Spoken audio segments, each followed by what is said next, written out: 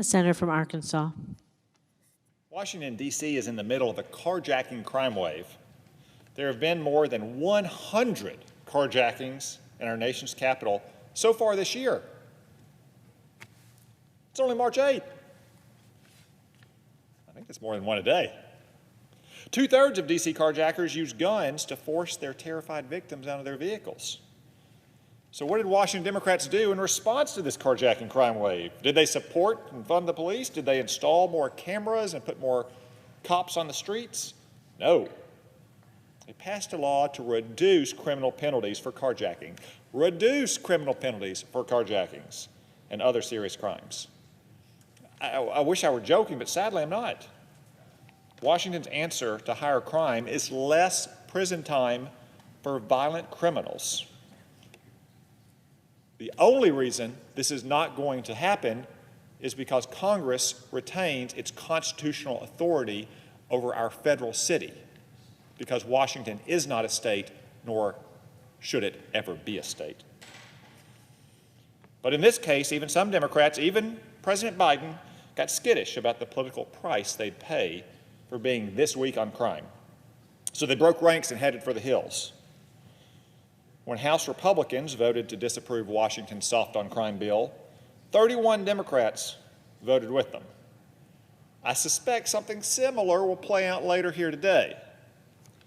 President Biden says he'll sign the resolution of disapproval once it passes because, and these are his words, I don't support some of the changes the D.C. Council put forward over the mayor's objections, such as lowering penalties for carjackings. Those are the president's words. So I welcome the Democrats' rebuke of the Washington, D.C. City Council.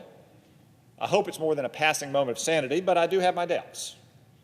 So let's put their new tough-on-crime attitude to the test. It's really not enough to stop carjackings just here in Washington, D.C., because carjacking is not a Washington, D.C. problem alone. Many cities are suffering from carjacking crime waves as well, just as they're suffering from increases in the murder rate and in other terrible crimes. According to a recent report, carjackings rose an astonishing 29% in 7 major cities between 2020 and 2022. Why the increase?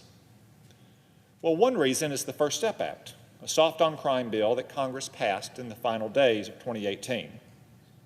That bill let criminals out of jail early for even serious violent offenses like child molestation, bank robbery, assaulting a police officer, and yes, carjacking. Now, the First Step Act wasn't the only effort to coddle violent criminals, but it is an egregious law that made clear too many of our elected officials no longer take serious crime seriously.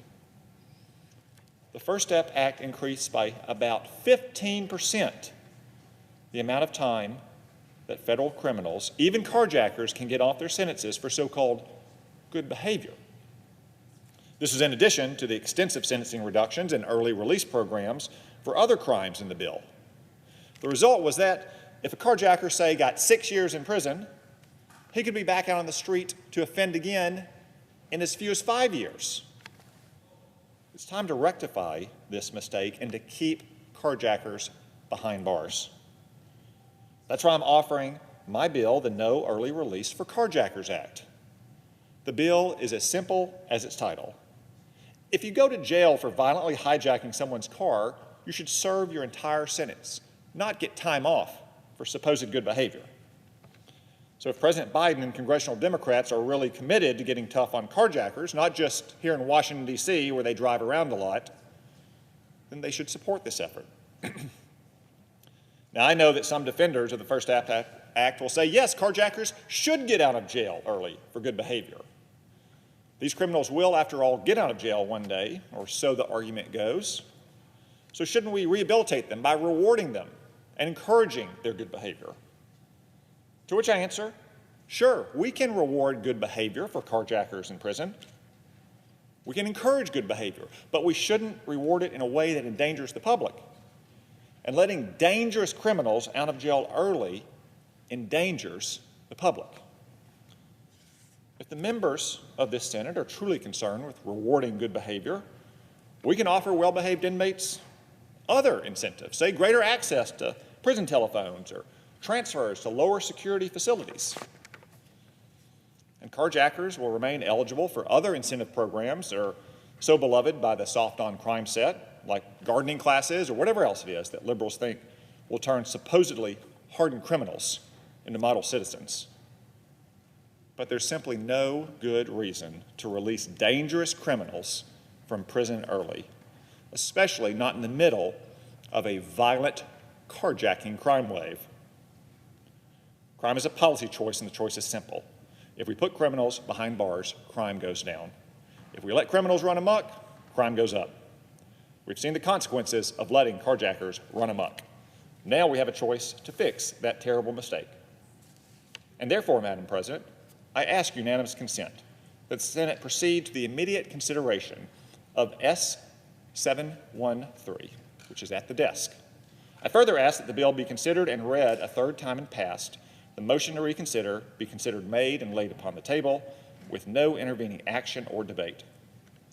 Is there objection? Reserving the right to object. Senator from Illinois. Madam President, last year as chairman of the Senate Judiciary Committee, I convened a bipartisan hearing